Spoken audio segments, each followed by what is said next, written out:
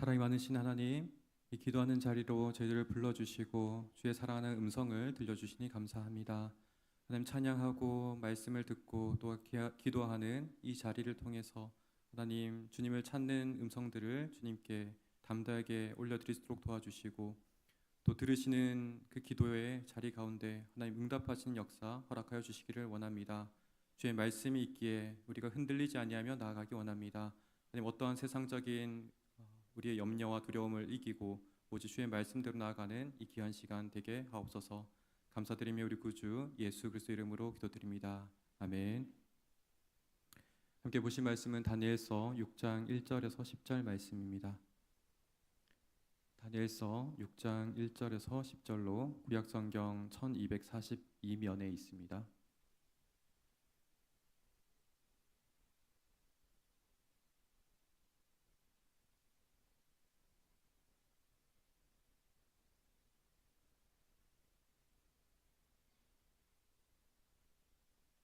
찾으셨으면 함께 교독하여서 본문의 말씀 읽겠습니다. 다리오가 자기 뜻대로 고관 120명을 세워 전국을 통치하게 하고 또 그들 위에 총리 셋을 두었으니 다니엘이 그 중에 하나이라. 이는 고관들로 총리에게 자기의 직무를 보고하게 하려 손해가 없게 하려 함이었더라. 다니엘은 마음이 민첩하여 총리들과 고관들 위에 뛰어남으로 왕이 그를 세워 전국을 다스리게 하고자 한지라. 예, 총리들과 고관들이 국사에 대하여 다니엘을 고발할 근거를 찾고자 하였으나 아무 근거 아무 허물도 찾지 못하였으니 이는 그가 충성되어 아무 그릇됨도 없고 아무 허물도 없음이었더라. 그들이 이르되 이 다니엘은 그 하나님의 율법에서 근거를 찾지 못하면 그를 고발할 수 없으리라 하고 예, 총리들과 고관들이 모여 왕에게 나아가서 그에게 말하되 다리오 왕이여 만수무강하옵소서. 나라의 모든 총리와 지사와 총독과 법관과 관원이 의논하고 왕에게 한 법률을 세우며 한 금령을 정하실 것을 구하나이다. 왕이여 그것은 곧 이제부터 30일 동안에 누구든지 왕 외에 어떤 신에게나 사람에게 무엇을 구하며 사자굴에 던져 넣기로 한 것이니이다. 왕이여 원하건대 금령을 세우시고 그 조서에 왕의 도장을 찍어 메대와 바사에 고치지 아니하는 규례를 따라 그것을 다시 고치지 못하게 하옵소서 하매 이에 다리오 왕이 조서에 왕의 도장을 찍어 금령을 내니라. 다니엘이 이 조서에 왕의 도장이 찍힌 것을 알고도 자기 집에 돌아가서는 윗방에 올라가 예루살렘으로 향한 창문을 열고 전에 하던 대로 하루 3번 무릎 꿇고 기도하며 그의 하나님께 감사하였더라. 아멘. 오늘 제목의 말씀은 죽음을 부르는 법령보다 강한 기도라는 제목으로 말씀을 나누기 원합니다. 죽음을 부르는 법령이라는 것, 이것은 10절에 의미하는 바와 같이 다니엘이 죽을 줄 알고도 기도하는 모습입니다. 기도하면 죽습니다. 오히려 기도를 멈추면 삽니다. 그럼에도 불구하고 이 다니엘은 공개적으로 기도합니다. 이 상황이 우리에게는 종교적인 박해처럼 여겨질 수도 있습니다. 우리와 그래서 거리가 먼 이야기처럼 여겨질 수 있습니다. 그러나 본문의 의미를 우리가 더 깊이 들어가면 오늘날에도 우리가 직면하는 것과 크게 다르지 않습니다. 죽음을 부르는 이 법령에는 어떠한 내용들이 포함되어 있을지 먼저 살펴보기 원합니다. 1절에서 다니엘은 다리오 왕이 세운 120명의 고관들과 또 한편 그들을 다스리는 3명의 총독이 있었다라고 이야기합니다. 총리가 있었다라고 이야기합니다. 이 총리 중에 한 사람이 바로 다니엘이었습니다. 그러니 엘리트 중에 가장 최고의 엘리트라고 이야기할 수 있습니다. 그리고 이 다니엘은 더 나아가서 일을 잘했기 때문에 왕의 모습에 충성되었기에 왕은 이 다니엘을 최고 총리 자리 3명의 총리 중에서도 가장 으뜸되는 총리로 세우려 하였습니다. 3절에 근거한다면 그는 마음이 민첩했다라고 이야기합니다. 이거는 원어적으로 그의 영이 탁월했다라고 이야기합니다. 뛰어난 능력을 기본적으로 갖추고 있었겠고 또 4절에 근거한다면 이 영이 탁월했다라는 의미는 일처리에 흠이 없었다. 그리고 왕에게 충성되었다. 이렇게 이해할 수 있습니다. 그런데 그의 대적자들, 다른 신하들은 이러한 왕의 결정에 격렬하게 반대하였습니다. 먼저는 고발하였다라고 본문은 이야기합니다. 고발하였는데 어떤 흠을 찾을 수 있었느냐? 그렇지 않았습니다. 무음하였습니다. 어떠한 흠도 찾을 수가 없었습니다. 그래서 이들이 계획한 바는 다니엘이 믿는 종교법, 이 신앙에 근거해서 제국의 법이 충돌하지 않고서는 그를 제거할 방법을 찾을 수가 없었습니다. 바로 이러한 음모를 꾸미고서 종교법에 걸리도록 또는 이 종교법이 충돌하는 가운데 제국의 법을 어기도록 그들은 모략을 꾸미게 됩니다. 이러한 법령을 시도하는 가운데 인간의 지독한 시기와 탐욕이 들어있음을 우리는 깨닫게 됩니다. 탐욕이라는 것이 무엇입니까? 결국은 자신의 것이 아님에도 불구하고 끝까지 포기하지 못하는 것이 탐욕이라고 할 수 있습니다. 이 음모하는 자리 가운데 다니엘을 제외한 2명의 총리가 있습니다. 총 3명이었는데 다니엘을 제외하면 2명입니다. 그런데 이 본문에서는 총리들이라고 이야기하면서 그 2명 모두가 이 다니엘을 제거한 자리에 가담하였다라고 이야기합니다. 그 외에도 많은 고위의 관리들이 가담하였습니다. 이들은 다니엘이 자기보다 뛰어났기에 그것을 인정하지 못하는 모습을 보였습니다. 또한 흠이 없음에도 불구하고 오히려 잘못을 찾을 수 없음에도 불구하고 집요하게 계략을 꾸미는 모습을 보게 됩니다. 오히려 자신들에게 흠을 더하면서, 다르게 말하면 거짓을 더하면서 집요하게 이러한 시도를 하고 있는 모습을 보게 됩니다. 그러하게 이 법령에 시도하는 자리 속에는 사람의 깊은 탐욕이, 깊은 시기가 함께하고 있음을 우리가 깨닫게 됩니다. 이러한 신화가 있다면 또 다른 한편에는 왕의 모습이 있습니다. 법령이 승인된 것에서도 왕의 경솔함과 또 탐욕이 있습니다. 7절 하반절 말씀 우리 화면을 보면서 같이 보겠습니다. 제가 읽습니다. 이제부터 30일 동안에 누구든지 왕 이외에 어떤 신에게나 사람에게 무엇을 구하면 사자굴에 던져 넣기로 한 것이니이다. 기도할 때 왕 외에 그리고 어떤 신에게 이것을 구하면 사자굴에 던져 넣는다라고 이야기합니다. 이 당시 시대 때 사자굴에 던져 넣는다는 것은 보통 반역죄에 해당되는 그러한 큰 중범죄였습니다. 지금 그와 같이 빗대어서 기도하는 것을 금령으로 내렸습니다. 왕을 최소한 신의 대리자로 여기는 것이고 자신이 직접 신격화하지 않는다 할지라도 최소한 중간자로서 이의 권력을 거의 신격화하는 모습을 보게 됩니다. 모든 사람의 내면까지도 기도하는 그런 욕구까지도 사실은 통제하고자 하는 아주 강력한 그런 욕구가 있음을 보게 됩니다. 왕의 측면에서도 또한 동시에 탐욕이 들어가 있습니다. 왕의 권한을 넘어서는 것이죠. 거의 신적인 권한을 그가 탐하고 있는 모습이라 할 수 있습니다. 이처럼 법령 안에는 다양한 인간의 탐욕이 들어가 있습니다. 다니엘의 자리를 빼앗으려는 시기들, 그리고 자신의 지위를 지키려고 하는 그러한 욕망들, 죄 없는 사람을 죽이려고 하는 악독함이, 그리고 하나님의 백성을 통제하려고 하는 권력욕이 있습니다.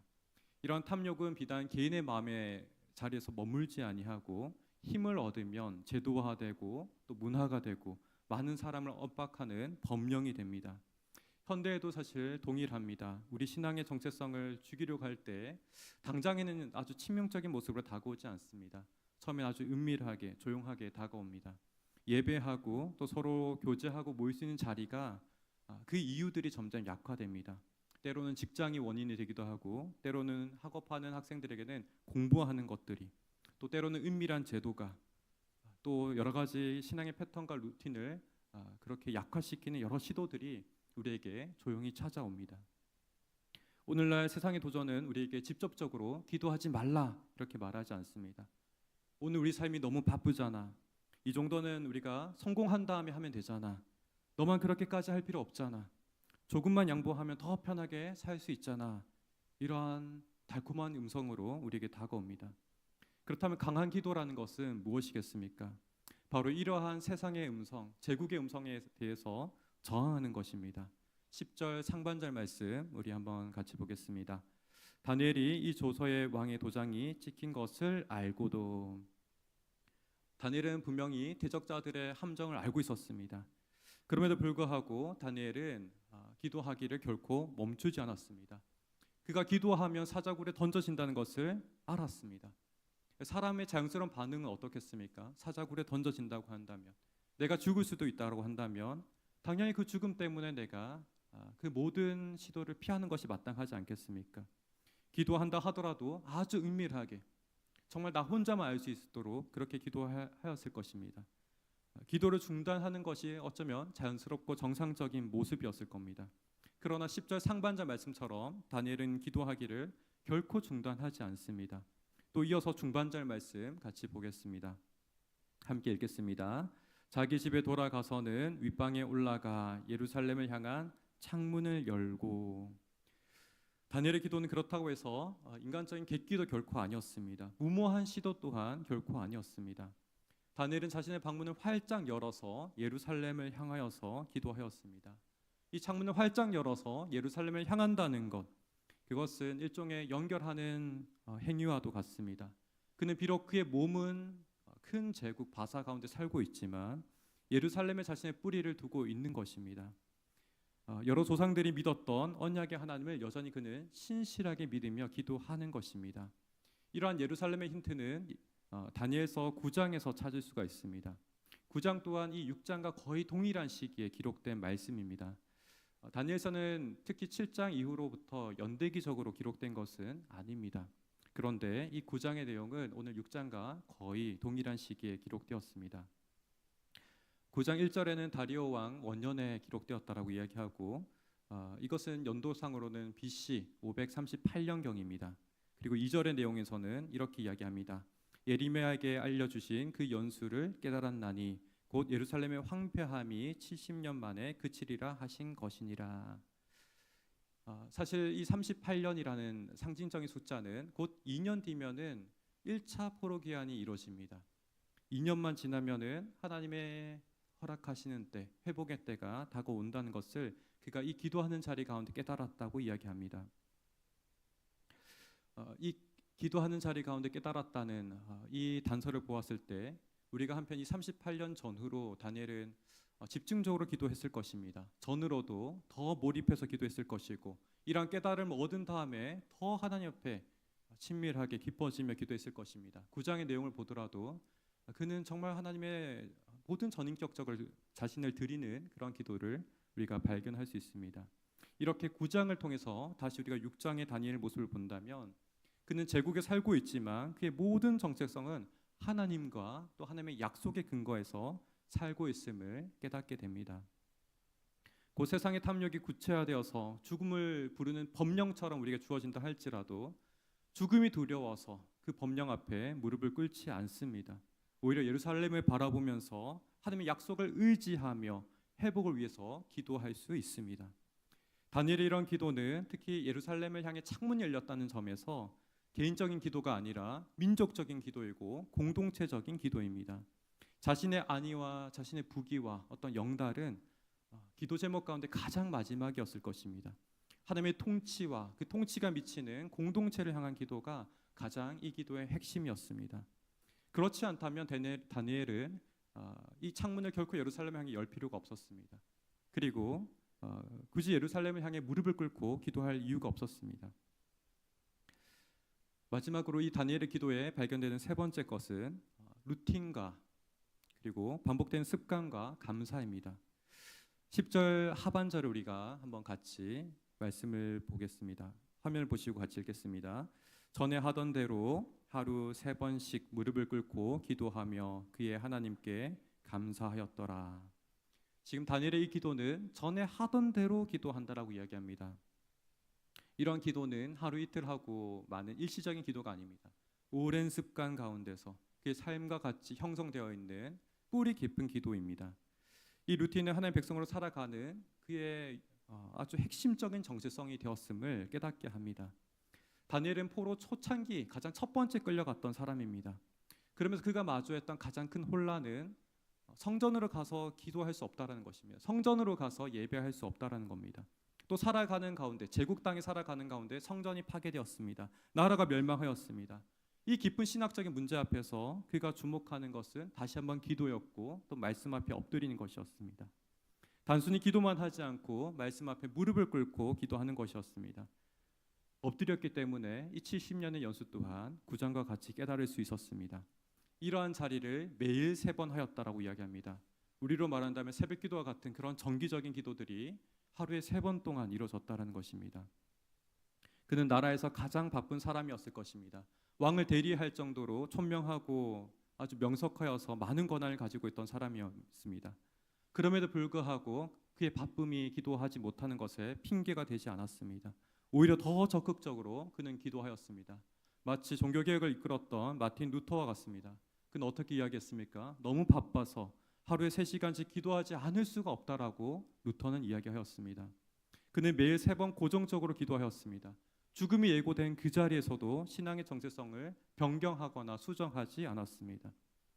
그가 지금까지 무엇으로 살아왔는지 증명하는 시간이 바로 이와 같은 자리였습니다. 바벨론의 여러 왕들을 상대하고 제국이 바벨론에서 바사로 페르시아로 바뀐 이 시점 가운데서도 그가 유일하게 의지할 수 있는 분은 하나님 한 분이심을 그의 삶을 통해서 증거하고 있습니다. 그리고 하나님과 만나는 그 시간은 자신의 죽음을 예고한다 할지라도 그러한 세상의 엄포 속에서도 흔들리지 않았습니다. 오히려 더 감사하는 기도로 나아갔습니다. 그는 이 감사의 제목이 죽음에서 살려주셔서 감사하지 않았습니다. 죽을 수 있음에도 불구하고, 아니 오히려 죽는 것이 거의 확실한 상황 속에서도 그는 감사하고 있습니다. 우리는 어떻게 이렇게 다니엘과 같은 강한 기도를 드릴 수 있겠습니까?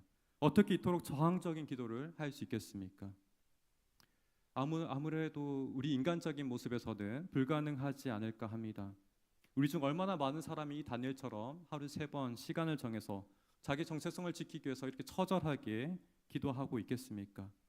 다니엘 또한 죽음의 사선을 무수하게 넘나들면서 또 신앙의 원수께 이르러서 이러한 절정의 위기 가운데 그의 신앙이 드러났습니다. 우리의 모습은 오히려 더 세상적인 모습 가운데 닮아 있지는 않습니까? 그럼에도 불구하고 오늘 이 말씀이 주는 도전은 여전히 우리에게 유효하고 우리가 핑계될 수 없는, 핑계대며 회피할 수 없는 그러한 도전적인 말씀입니다. 그러할 때 우리가 기억할 것은 그리스도 안에서 이 성취가 이루어졌고 우리가 그 성취 안에 주님께서 주신 것이라는 그 믿음 안에서 기도할 수 있다는 것입니다. 주님께서는 이 다니엘의 모습보다 훨씬 더 뛰어난 성취로 이루셨고 그 성취를 우리의 것이 되게 하셨습니다.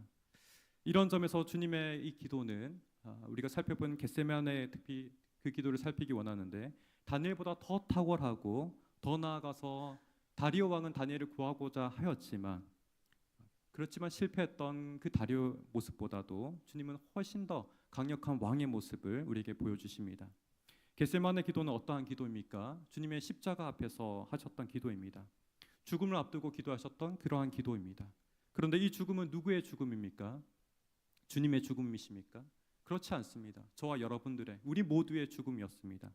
본질적으로 우리의 죽음을 향해서 주님께서 그와 같이 피하지 않으시고 나아가셨던 것입니다. 이 자리 가운데 다리오는 들어가지 못했습니다. 그 또한 또 다른 그가 믿는 신에게 기도할 뿐이었습니다. 그러나 주님은 오히려 우리가 있는 이 자리로, 죽음의 그 자리로 걸어 들어오셨고 우리는 오히려 안전한 곳으로 옮기셨습니다. 우리의 사망을 자신의 것으로 삼으시고 자신의 생명을 우리에게 넘겨주셨습니다.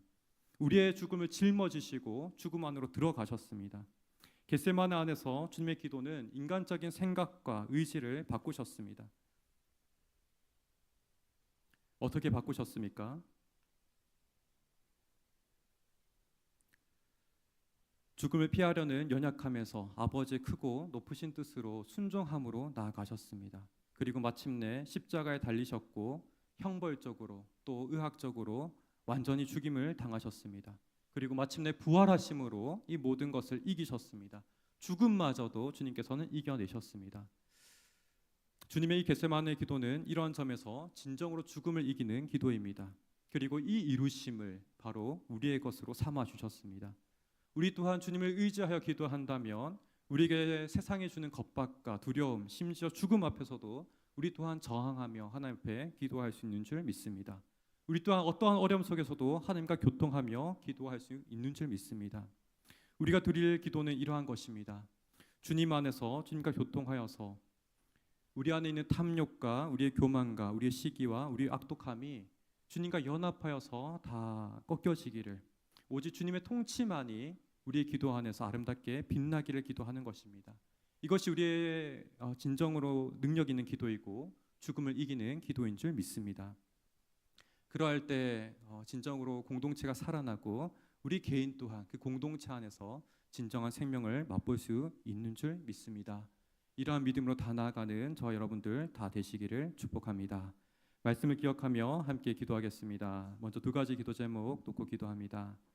세상이 우리의 믿음을 흔들지라도 하나님 안에서 소망을 찾고 기도하는 그런 우리가 되기 원합니다. 특별히 기도하는 습관이 우리의 몸과 우리의 시간과 장소를 구별하여서 특히 우리의 마음을 드리는 그러한 기도로 습관이 형성되기를 원합니다. 단일과 같이, 이전과 같이, 전에 하던 것과 같이 그렇게 우리가 일상적으로 계속해서 우리의 모든 삶을 구별하여서 주께 드릴 수 있기 원합니다. 그 기도가 나를 향하지 아니하고 주님의 통치와 하나님 나라와 하나님의 통치가 임하는 몸된 교회를 위해서, 공동체를 위해서 기도할 수 있는 우리가 되기를 원합니다. 또한 두 번째로는 죽음을 이기신 주님의 능력과 그 이루신 승리가 날마다 우리에게 임해지기를, 기도하는 그 자리 가운데 임하기를 함께 기도하기 원합니다.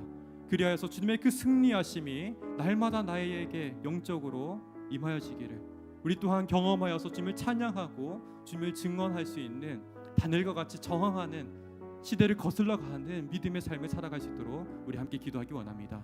우리 말씀 기억하며 함께 기도하겠습니다. 사랑이 많으신 하나님 감사합니다. 우리에게 주의 말씀을 주셔서 진실로 주님께서 먼저 걸어가신 그 길을 따라 우리 또한 나아가게 하시니 감사합니다. 하나님, 이러한 성취가 우리의 것이 아니고 오직 주께서 거룩하신 그 발걸음 가운데 주님 먼저 걸어가시고 또 성취하셨음을 고백합니다. 우리의 죽음을 짊어지시고 기도 속에서 하나님 정말 하나님의 거룩하신 뜻으로 아버지여 우리의 대속의 죽음을 감당하셨음을 고백합니다. 죽음 안에 들어가셔서 사망의 권세를 깨뜨리시고 마침내 부활의 생명으로 하나님 승리를 선포하여 주셨습니다. 아버지, 이루신 것 안에서 우리 또한 아버지여 진정으로 죽음을 또 사망을 두려워하지 아니하며 나가기 원합니다.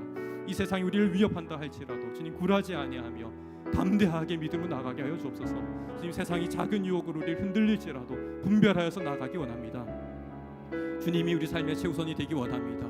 하나님께 우리의 마음을 드리고 우리 생각과 우리 모든 의지를 드리기 원합니다. 주의 말씀이 영원하며 변하지 아니하며 우리가 이 세상이 흔들릴지라도 주님만을 의지하며 나가는 저희들 다 되기 원합니다. 오직 소망을 주께 두게 하여 주옵소서. 하나님 그렇습니다. 우리에게 눈에 보이지 않는 이 믿음을 주셨은즉 하나님 말씀을 의지하여 흔들리지 않는 영원한 주의 반석 가운데 설 수 있도록 역사하여 주옵소서. 하나님, 또한 주님께서 이루신